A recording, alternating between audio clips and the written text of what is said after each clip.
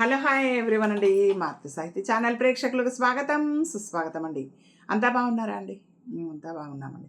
ఈరోజు మన మాతృ సాహితీ ఛానల్లో ఎద్దనపూడి సులోచనారాయణ గారు రచించినటువంటి అమృతధార నావెల్లో ఈరోజు ఎపిసోడ్కు వెళ్లే ముందు నిన్నటి ఎపిసోడ్లో ఏం జరిగిందో ఒక్క క్షణం గుర్తు తెచ్చుకుందామండి.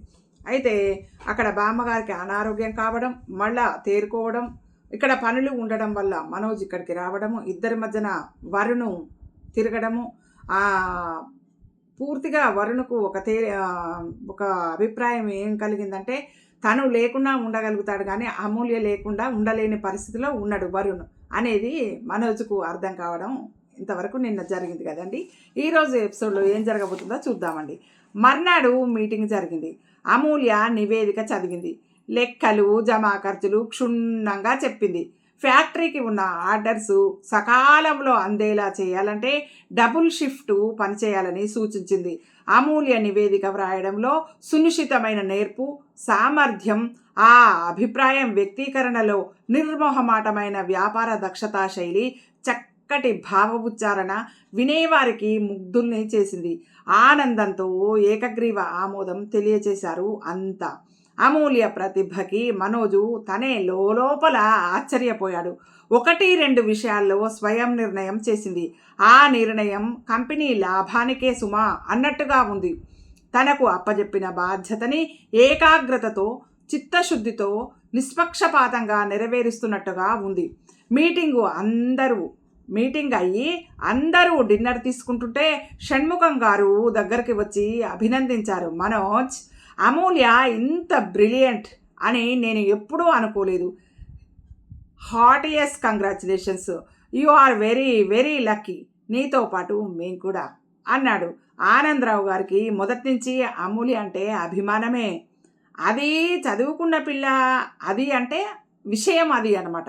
చదువుకున్న పిల్లలు అంటే అక్షరాల అలా ఉండాలి. వ్యక్తిత్వము, ప్రతిభ, నెమ్మది, వినయము, విధేయత అంటూ మెచ్చుకునేవారు. ఈరోజు మనోజు వింటుండగానే అమూల్య, మా అమ్మాయి ప్రతిభని రేపటి నుంచి అంటే వాళ్ళ అమ్మాయి పేరు ప్రతిభ, మా అమ్మాయి ప్రతిభని రేపటి నుంచి నీ చేతి కింద పనిచేయడానికి ఫ్యాక్టరీకి పంపిస్తాను. మా ప్రతిభ నీ చేతి కింద పనిచేస్తే నీ లక్షణాలు వస్తాయని నా ఆశ అంటున్నారు. డిన్నర్ దగ్గరికి వచ్చేసరికి అమూల్య మూర్తి భవించిన పక్కా ఇల్లాలుగా అతిథుల బాధ్యత స్వీకరించినట్టు అందరూ సరిగ్గా భోంచేస్తున్నారా అని కనుక్కుంటోంది. ఆ క్షణంలో అందరూ ఒకే కుటుంబ సభ్యుల్లా ఒకరి కష్ట సుఖాలు మరొకరు పంచుకుంటూ, సలహాలు అడుగుతూ, సంప్రదింపులు చేస్తూ గడుపుతున్నారు. ఈ మార్పు, అందరి మధ్య ఈ సన్నిహితమైన సమన్వయం అనేది ఎప్పుడు వచ్చిందో మనోజ్కు ఆశ్చర్యంగా అనిపిస్తోంది. ఇదివరలో కేవలం వ్యాపార దృక్పథంగా డబ్బు లాభ నష్టాలు సరిచూసుకునే మొక్కుబడి కలయికలా ఉండే మీటింగు ఇప్పుడు అందరూ ఎదురు చూసే ఒక సంఘటన, ఒక మంచి ఆనందకరమైన వాతావరణం అన్నట్టుగా మారిపోయింది. ఇది అమూల్య వల్లనే అంటున్నారు అందరూ. షణ్ముఖం గారు ఇప్పుడు మిగతా వాళ్ళు కూడా వారి భార్యనో, కూతురునో, కోడలనో డిన్నర్కు కూడా తీసుకుని వస్తున్నారు. మనోజు అందరినీ పంపి అమూల్య కోసం చూశాడు. పిఏ గోపాల్ లేరండి, షణ్ముఖం గారిని దింపమని వారితో ఇందాకే వెళ్ళిపోయారండి అన్నాడు. మనోజు అంటే పిఏ గోపాల్తో ఇంటికి వెళ్ళిపోయారు అని చెప్పారనమాట. మనోజు ఇంటికి వచ్చాడు. అమూల్య గదిలో లైట్ లేదు. వచ్చి లైట్ వేశాడు. అమూల్య పడుకొని ఉంది. వరుణ్ మెడకి కరుచుకున్నట్టుగా పడుకొని నిద్రపోతున్నాడు. అమూల్య పడుకుంది. ఆమె మెడని దగ్గరగా పట్టుకొని వరుణ్ పడుకొని నిద్రపోతున్నాడు. మనోజు లైట్ తీసేశాడు. అతను బెడ్రూమ్లోకి వస్తూనే వెంకటి చెప్పాడు, అబ్బబ్బా, సాయంత్రం నుంచి వరుణ్ బాబు అమ్మ కావాలని ఒకటే ఏడుపండి.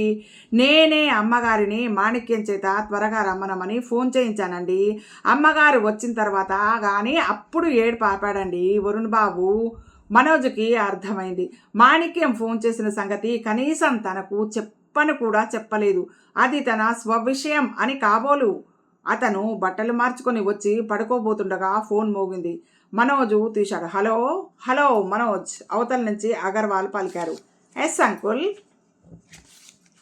గుడ్ న్యూస్, స్వప్నకి సంబంధం కుదిరింది. గురువారం ఎంగేజ్మెంటు. నువ్వు అమూల్య తప్పకుండా రావాలి. అలాగే అంకుల్, స్వప్నకి కంగ్రాచులేషన్స్ చెప్పండి. కుర్రాడు ఏం చేస్తున్నాడు? డాక్టర్. ఐసి స్వప్న రేపు నీ దగ్గరకు వస్తానంది, ఇంట్లో లేదు, ఉదయ్తో వెళ్ళింది. ఉదయ్ స్వప్నకి కాబోయే భర్త. ఇద్దరిది ఒక విధంగా లవ్ మ్యారేజ్. మేం పెద్దవాళ్ళం కూడా కాదని అనలేదు. కుర్రాడు మీ వాళ్లే, మాకు శివ సంబంధం తప్పినా మీ శాఖ మాత్రం తప్పలేదు, తెలుగు వాళ్ళ అబ్బాయే. అలాగా అన్నాడు మనోజ్. ఫోన్ పెట్టేసిన తర్వాత చాలాసేపు మంచం మీద అలాగే కూర్చుండిపోయాడు. మాకు శివ సంబంధం తప్పినా మీ శాఖ తప్పలేదు. ఆయన మాటలు గుర్తుకు వచ్చాయి. శివ వివాహం స్వప్నతో జరిపించాలని తను ఎంతగానో అనుకున్నాడు. అతను పావురాలపల్లి బామ్మకి ఫోన్ చేశాడు. ఆవిడ కులాసాగానే ఉన్నానని, మందు వేసుకున్నానని చెప్పింది. మనోజ్కి కాస్త నిశ్చింతగా అనిపించింది. మర్నాడు మధ్యాహ్నం మనోజు కూర్చొని పోస్టు చూస్తున్నాడు. స్వప్న వచ్చింది. మనము అమూల్యకి ఈ పూటకి సెలవు మంజూరు చేయాలి, మేము షాపింగ్కి వెళ్ళాలి అంది. ఆమె ఏమీ నా అధీనంలో లేదు, పూర్తి స్వతంత్రరాలు అన్నాడు. మీ మగవాళ్ళంతా పై మాటలు. ఉదయ్ కూడా అలాగే అంటాడు, కానీ చాలా పొసెసివ్. ఇంతకీ ఉదయ్ గురించి చెప్పలేదు, ఎలా పరిచయం? అవన్నీ టాప్ సీక్రెట్స్. స్వప్న నవ్వింది. ఇంతకీ అమూల్యని పంపిస్తున్నావా లేదా? నాకేం అభ్యంతరం లేదు, నీకు షాపింగ్లో సాయం చేయటం కూడా మా పనిలో ఒక భాగమే కదా మరి అన్నాడు. మనోజ్ అన్న ఆ మాటలు విన్న తర్వాత అమూల్య స్వప్నతో బయలుదేరింది. అమ్మా నేను వస్తాను, ఆడుకుంటున్నా వరుణు బయలుదేరాడు. నువ్వు వద్దు, నడవాలి చాలా, ఇంట్లోనే ఉండు అంది అమూల్య. పోనీ రాణి అమూల్య అంది స్వప్న. వద్దు, ప్రశ్నలతో విసిగించేస్తాడు, మనము ఒకటి కొనబోయి ఇంకోటి కొంటాం అంటూ తిరస్కరించిన అమూల్య వరుణ్ణి వదిలేసి వెళ్ళిపోయింది. అమూల్య వెళ్ళిన తర్వాత వరుణ్ కాసేపు మనోజు కీచైన్తో ఆటలాడాడు.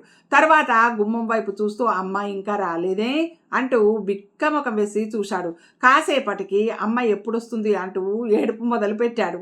మనోజు వరుణ్ణి బుజ్జగించేసరికి తల ప్రాణం తోకకొచ్చినంత పనైంది. వరుణ్ కాసేపు ఏడ్చి నిద్రపోయాడు. మనోజు పోస్ట్లో వచ్చిన ఉత్తరాలు ఒక్కొక్కటి చూస్తున్నాడు. వరుణ్ణి అమూల్య మాట రాకుండా మురిపించడం ఇప్పుడిప్పుడే సాధ్యం కాదని అతనికి, అంటే వరుణ్ణి అమూల్య గురించి అడగకుండా మరిపించటం, తన పనుల ద్వారా మురిపించడం సాధ్యం కాదని మనోజ్కు అర్థమైంది. ఎదురుగా చేతుల్లోకి వచ్చిన పొడుగాటి కవరు చించబోయి ఆగిపోయాడు. ఇది అమూల్య పేరిట ఉంది. కవరు తిప్పి చూశాడు. వానప్రస్థ ఆశ్రమం నుంచి వచ్చింది. మనోజు కవర్ పక్కన పెట్టేశాడు. వెంకటి వచ్చి మనోజు ఒడిలో తలపెట్టి నిద్రపోయిన వరుణ్ణి పదిలంగా ఎత్తుకుని తీసుకెళ్లి గదిలో పడుకోబెట్టి వచ్చాడు. వెంకటి టీ కావాలి అని అడిగాడు. 10 నిమిషాల తర్వాత వెంకటి తనే టీ కలిపి తీసుకుని వచ్చాడు. నువ్వు తెచ్చావేంటి? దుర్గ ఎక్కడా అడిగాడు. లేదు, సినిమాకి వెళ్ళింది అన్నాడు. సినిమాకా? ఎవరితో? ఇంకెవరితో? ఆ మాణిక్యంతో. వెంకటి కింద కూర్చున్నాడు. మనోజు ఏ పుస్తకమో చదువుకుంటుంటే వెంకటి ఇలాగే వచ్చి కూర్చుంటాడు. అది పావురాలపల్లిలో బాగా అలవాటు. ఏమిటి విశేషాలు అడిగాడు మనోజు. ఏం లేవు. రోజు ఏం చేస్తున్నావు? పొద్దు ఎలా గడుస్తోంది నీకు? ఏమైంది అబ్బాయి గారు? అమ్మాయి గారితో 10 గంటలకి ఫ్యాక్టరీకి వెళ్తానా, 6 వచ్చే వరకు అక్కడే ఉంటానయ్యే. అక్కడ పని తొందరగా అయిపోతుంది అనుకోండి. అమ్మాయి గారు ఒక్కోసారి ఇంటికి వస్తారు, ఒక్కోసారి అదేదో పెద్దవాళ్ళు ఉండే చోటు పేరేందో ఉందండి, తల గీసుకున్నాడు. వానప్రస్థాశ్రమం, వృద్ధుల సేవా సదనం. అది అదేనండి, అక్కడికి వెళ్తాం. అమ్మాయి గారేమో అక్కడ ఏవో చాలాసేపు కాగితాలు రాస్తారు. నేను అక్కడే వరండాలో కూర్చుంటాను. ఎవరెవరో వస్తారు. అమ్మాయి గారు ఇంగ్లీష్లో చెప్తుంటారు. తర్వాత ఇంటికి వస్తాం. ఒక్కోసారి బజారుకి వెళ్ళి పళ్ళు, బిస్కెట్లు లాంటివి ఇంకా ఏవేవో కొని ఉత్తరాలు పోస్టు చేసి ఫ్యాక్టరీకి వెళ్ళేటప్పుడు ఆ ముసలాళ్ళు ఉండే చోటుకు వెళ్ళి అవి ఇచ్చేసి ఫ్యాక్టరీకి వెళ్తాం. రోజునా? రోజునండి. ఒక్కోసారి వెళ్ళేటప్పుడు వచ్చేటప్పుడు కూడా వెళ్తామండి. అమ్మాయి గారు నిన్ను వద్దని తను వెళ్ళటం లేదా? అబ్బెబ్బే లేదండి, నేను రావటం ఏ అన్నం తింటానో ఆలస్యమైతే నా కోసం పాపం వేచి ఉంటారండి అన్నాడు మనోజ్. అమూల్య తను అప్పచెప్పిన పనులు తూచా తప్పకుండా ఓ పక్క చేస్తూనే ఉంది. మరో పక్క శివ అప్పచెప్పిన బాధ్యతలు కూడా నిర్వహిస్తోందన్నమాట. కానీ అమూల్యలో తను తప్పు పట్టవలసిన విషయాలు ఏమీ కనిపించలేదు. ఏ పనిలో కూడా లోపం లేదు. అబ్బాయి గారు, వెంకటి పిలిచాడు. మీతో ఒక విషయం చెప్పాలని చాలా రోజుల నుంచి. ఏమిటది? కరుణాకరం గారు మీకు చెప్పానని చెబుతున్నారు. బియ్యం బస్తాలు, పప్పులు అవి ఆ టీచరమ్మకి పంపిస్తున్నారండి. ఏ టీచరమ్మకి? ఆమెనండి, విశాలాచ్చమ్మ గారు. ఆవిడకెందుకు? వెంకటి మెడగొక్కున్నాడు. ఆరి పిల్లల్ని ఈయనే చూస్తాడు కదండి. అలాగా? నాకు తెలియదు. నాకు అదే అనుమానం వచ్చిందండి. నేనే 2 సార్లు బియ్యం బస్తాలు మోసానండి. ఆ టీచరమ్మ తమ్ముడున్నాడే, వాడు వట్టి సన్నాసండి. సరే సరే అన్నాడు వెంకటి. కాసేపు ఆగి మళ్ళీ అడిగాడు, మేము ఈ ఊరు నుంచి ఎప్పుడు వెళ్ళాలండి? ఏం విసుగ్గా ఉందా? లేదండి, కానీ ఇక్కడ ఉంటే దుర్గా చెడిపోతుందేమోనని భయం వేస్తుందండి. అదేమిటి వెంకటి? ఏమిటోనండి, ఇక్కడికి వచ్చిన తర్వాత నా మీద ఒకటే రుసరుసలు. ఆ మాణిక్యంతో రోజు సినిమాలు, బజార్ నుంచి పిచ్చి పిచ్చి లోలకులు తెచ్చి పెట్టుకుంటుంది. ఆ పల్లెటూరుకు రాదట దిగులుగా అన్నాడు. దుర్గతో నేను మాట్లాడతాలే అన్నాడు. వెంకటికి అప్పుడు కానీ ధైర్యం అనిపించలేదు. స్వప్న వివాహ నిశ్చితార్థానికి మనోజు ఉండక తప్పలేదు. అగర్వాలు పావురాలపల్లి ఫోన్ చేసి రుక్మిణమ్మ గారితో మనోజు స్వప్న నిశ్చితార్థం అయిన తర్వాత వస్తాడని, దయ ఉంచి ఏమీ అనుకోవద్దని వినయంగా మనవి చేశాడు. మనోజు తప్పనిసరిగా ఉండాల్సి వచ్చింది. నిశ్చితార్థం రోజున అమూల్య, మనోజు వెళ్ళారు. అగర్వాలు పెళ్లి కొడుకుని తల్లిదండ్రులని పరిచయం చేశాడు. పెళ్లి కొడుకు ఉదయ్ అమూల్యని చూడగానే, అమూల్య, వాటే సర్ప్రైజ్, ఎన్నాళ్ళైంది చూసి, బాగున్నావా అని అడిగాడు.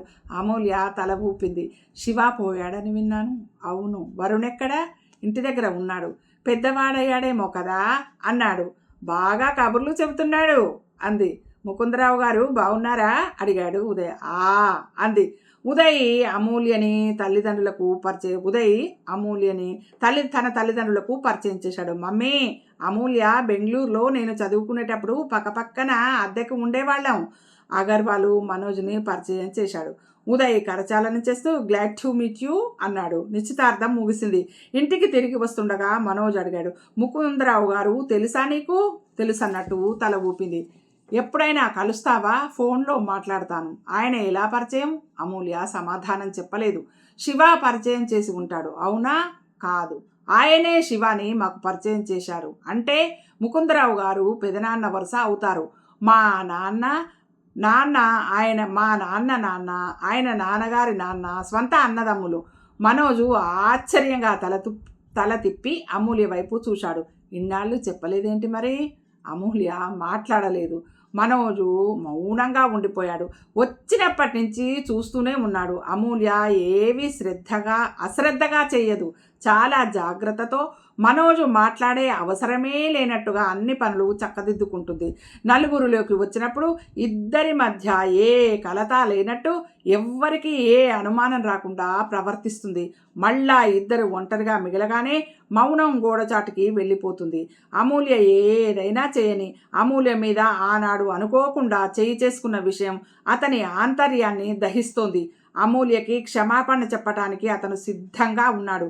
కానీ చిత్రంగా ఆ అవకాశం రావటం లేదు. రాత్రి వేళ భోజనాలు అయ్యి కూర్చున్నప్పుడు 1-2 నిమిషాలు వ్యవధి దొరికినా హఠాత్తుగా ఆ ప్రసంగం ఎత్తటానికి మనసు రావడం లేదు. క్షమాపణ చెప్పే సమయం అతనికి కుదరడం లేదు. సారీ అంటే అమూల్యకి కలిగిన అవమానం పోతుందా అనిపిస్తుంది. అతని మనసు అమూల్య పట్ల విచిత్రమైన సందిగ్ధావస్థలో ఉన్నది. ఫ్యాక్టరీ పనులు నిర్వహించే సామర్థ్యానికి ప్రశంసించాలని అనిపిస్తుంది. వరుణ్ విషయంలో ఆగ్రహంగా అనిపిస్తుంది. విషాదం కూడా అనిపిస్తుంది. ఎలాంటి సమస్యని అయినా సునిశ్చితంగా తెలివితేటలతో చిక్కుముడు విప్పగల అతని సామర్థ్యం నిజ జీవితంలో ఎందుకు పనికిరాకుండా నిస్సహాయంగా అనిపిస్తుంది. అతను డ్రైవ్ చేస్తూనే అమూల్య వైపు క్రీగంట చూశాడు. అమూల్య నిశ్శబ్దంగా కూర్చొని ఉంది. ఆ కూర్చోవటంలో ఎప్పుడు ఈ ప్రయాణం ముగుస్తుందా, కారు ఎప్పుడు దిగిపోతానా అన్నట్టుగా భావన కనిపిస్తుంది. మనోజు ఇంటికి వచ్చేసరికి ఇంట్లో అతిథులు ఉన్నారు. డెహ్రాడూన్ నుంచి తల్లివైపు బంధువులు. సోనాల్ సింగ్, ఆయన భార్య నిరుపమ, వాళ్ళిద్దరూ వరుణ్తో కబుర్లు చెబుతున్నారు. ఆయన మనోజ్ని చూడగానే హిందీలో పలకరిస్తూ లేచి వచ్చి కౌగిలించుకున్నాడు. నాయనమ్మ ఎలా ఉంది అని అడిగాడు. మనోజు అమూల్యని వాళ్ళకి పరిచయం చేశాడు. నిరుపమ అమూల్యని దగ్గరికి తీసుకుంటూ, మనోజ్ మమ్మల్ని పూర్తిగా మర్చిపోయాడు, కనీసం పెళ్ళికి శుభలేఖ అన్నా పంపలేదు అంది. పెళ్ళి అయ్యి ఎన్నాళ్ళయింది అని అడిగాడు ఆయన. 6 నెలలు. 6 నెలలు. ఆయన వరుణ్ వైపు మనోజ్ వైపు తిక మకా చూశాడు. భార్య వైపు చూశాడు. ఆవిడ కళ్ళలో కూడా ఆశ్చర్యం. అమూల్య, కొంచెం మంచినీళ్ళు ఇవ్వమ్మా, ఆవిడ భర్త అయోమయాన్ని సర్దేస్తూ అడిగింది. ఆ పూట వాళ్ళు భోజనానికి అక్కడే ఉన్నారు. అంటే ఏంది, పెళ్ళై 6 నెలలైంది, వరుణేమో అంత పెద్దగా ఉన్నాడు. అదేనమాట వాళ్ళకు వచ్చినటువంటి డౌట్. అమూల్య ఎప్పటిలాగానే దుర్గ సాయంతో భోజనాలు ఏర్పాటు ఎలాంటి లోపం లేకుండా చేసి గృహిణి బాధ్యత నిర్వర్తించింది. ఆ రాత్రి మనోజు అనకపోయినా వాళ్ళు ఉండిపోయారు. మర్నాడు సాయంత్రం వెళ్ళిపోయారు. మర్నాడు పొద్దుట వాళ్ళు మ్యూజియం చూడటానికి వెళ్ళారు. ఇంతలో ఫోన్ వచ్చింది. మనోజు తీశాడు. హలో, నేను ఆలంబన నుంచి మాట్లాడుతున్నాను, అమూల్య కావాలి, ఒక్క నిమిషం. మనోజు రిసీవర్ పక్కన పెట్టి, దుర్గా, మీ అమ్మగారికి ఫోన్ అని కేక పెట్టాడు. అమూల్య వచ్చి మాట్లాడింది. నేను 3 గంటల కల్లా అక్కడ ఉంటాను అంది. మనోజుకి తెలుసు ఆ రోజు సాయంత్రం వానప్రస్థాశ్రమంలో మీటింగ్ ఉంది. అతనికి అమూల్యకి కలిపే ఇన్విటేషన్ వచ్చింది. ఇద్దరికి కలిపే ఇన్విటేషన్ వచ్చింది.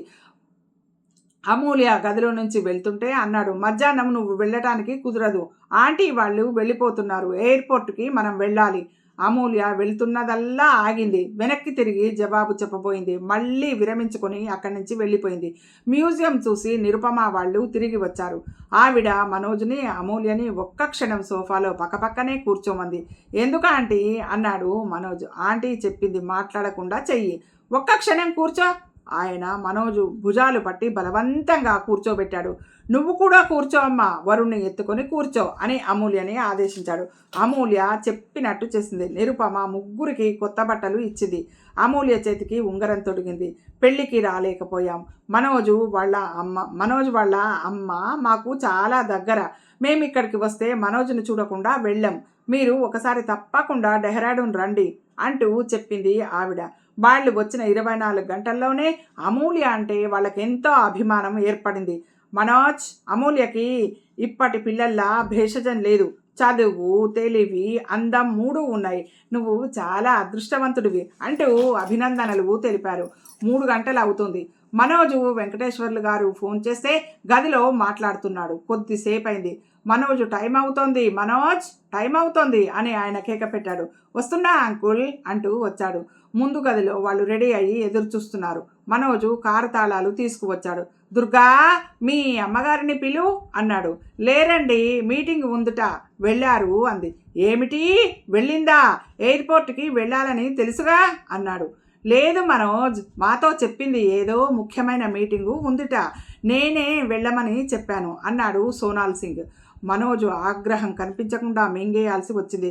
వరుణ్ కూడా లేడు. అమూల్య తీసుకువెళ్ళింది. అమూల్య వాళ్ళకి చేయాల్సిన మర్యాదలు చేసింది. తన కర్తవ్యం నెరవేర్చడానికి తను వెళ్ళిపోయింది. మనోజ్కి, నువ్వు నన్ను శాసించలేవు, నేను నీ ఆధీనంలో ఉన్నా దానికి ఒక హద్దు ఉంది సుమా అని అతనికి హెచ్చరికల గుణపాఠం నేర్పుతున్నట్టుగా అనిపించింది. మనోజు ఎయిర్పోర్ట్కి వచ్చాడు. సోనాల్ సింగ్, నిరుపమ మనోజ్కి అమూల్యని, వరుణ్ణి తీసుకొని తప్పకుండా త్వరలో డెహ్రాడూన్ రమ్మనమని మరీ చెప్పారు. ఇంతలో హలో వినిపించింది. మనోజు తిరిగి చూశాడు. ఎదురుగా ఉదయ్, స్వప్న. నా ఫ్రెండు ఒకతనికి సెండ్ ఆఫ్ ఇవ్వటానికి వచ్చాము అంటూ ఫ్రెండ్ని పరిచయం చేశాడు. స్వప్న చాలా సంతోషంగా ఉంది. ఒకరిని ఒకరు కావాలని ఎన్నుకుని పెళ్లి చేసుకుంటున్నారు. ఇద్దరి ముఖాల్లో ఆ మాధుర్యం నిండిన ఆనందం, తృప్తి, హాయి స్పష్టంగా కనిపిస్తుంది. మనోజ్కి ఇంటికి తిరిగి వస్తుంటే మనసంతా అంటే వాళ్ళని అక్కడ ఎయిర్పోర్ట్లో పంపించాం, వాళ్ళకు సెండ్ ఆఫ్ ఇచ్చి తిరిగి ఇంటికి వస్తున్నాడు అనమాట. మనోజ్కి తిరిగి ఇంటికి వస్తుంటే మనసంతా శూన్యంగా అనిపించసాగింది. అమూల్యని తను మనస్ఫూర్తిగా వివాహం చేసుకున్నాడు. కానీ తనకి ఎదురైంది ఏమిటి? అశాంతి, బడబాగ్ని లాంటి ఆవేదన. అందరూ తనని అదృష్టవంతుడు అని అంటారు, కానీ అదృష్టం వెక్కిరిస్తోంది అనిపిస్తుంది. ఇది ఈరోజు ఎపిసోడ్ అండి. ఈ ఎపిసోడ్ మీకు నచ్చినట్టయితే లైక్ చేయండి, షేర్ చేయండి. మన మారుతి సాహితీ ఛానల్ని సబ్స్క్రైబ్ చేయండి. మనందరం ఆనందంగా, ఆరోగ్యంగా, సుఖంగా, సంతోషంగా ఎల్లవేళలా ఉండాలని మనస్ఫూర్తిగా కోరుకుంటున్నానండి. మీ అందరి ఆశీస్సులు, ప్రేమ, ఆదరాభిమానాలు, లైక్లు, షేర్లు, కామెంట్లు మన మారుతి సాహితీ ఛానల్కు మీ నుండి ఎప్పుడూ రావాలని మనస్ఫూర్తిగా కోరుకుంటూ రేపటి ఎపిసోడ్లో మళ్ళీ కలుసుకుందామండి. ఇంకో విషయం, ఇది ఒక 2-3 డేస్ లోపలే ఈ నవల అయిపోవస్తుందండి. ఆ తర్వాత ఇంకో నవల ఎప్పుడు స్టార్ట్ చేద్దామన్నది ఈ నవల లాస్ట్ రోజు నాడు చెప్పుకుందామండి. 2-3 డేస్ గ్యాపా మరి ఎక్కువ ఏంటి అనేది తర్వాత. ఎటు తిరిగైతే ఒక 2-3 డేస్ లోపే, అంత టైం కూడా పట్టకపోవచ్చు, అయిపోవచ్చింది. ఈ నవలను మీరందరూ మంచిగా ఆదరించారు, చూశారు. ఎంతో కృతజ్ఞతలండి. 2-3 డేస్ టైం కూడా పట్టదు. చివరి రోజు నాడు మళ్ళీ మనం ఎంత టైం తీసుకుంటాం ఇంకో నవలకు అనేది చెప్పడం జరుగుతుంది. ఉంటానండి. మీ మారుతి సాహితీ ఛానల్.